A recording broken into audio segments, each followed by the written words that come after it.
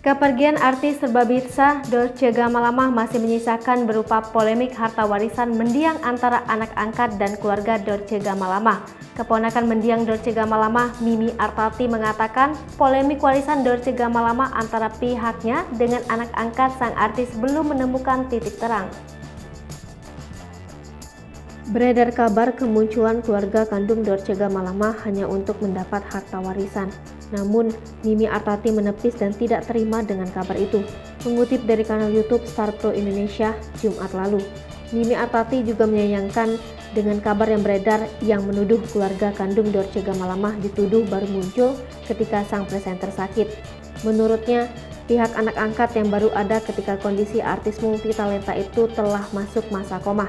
Selain itu, menurut dia, sebagai keponakan Dorce Gamalama, pihaknya mengaku sedikit kecewa dengan sikap dari anak angkat Dorce.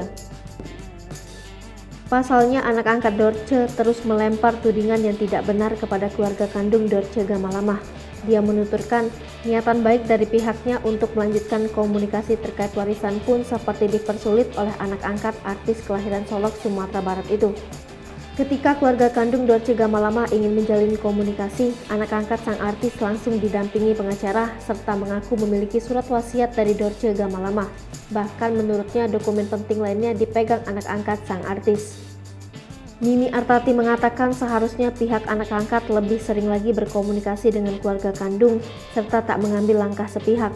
Di samping itu, dia menuturkan pihak anak angkat baru bersedia untuk membuka surat wasiat ketika sudah lewat masa 40 hari Dorce Gamalama melalui kuasa hukum. Ini menimbulkan kecurigaan keluarga kandung terhadap langkah yang dilakukan anak angkat sang artis.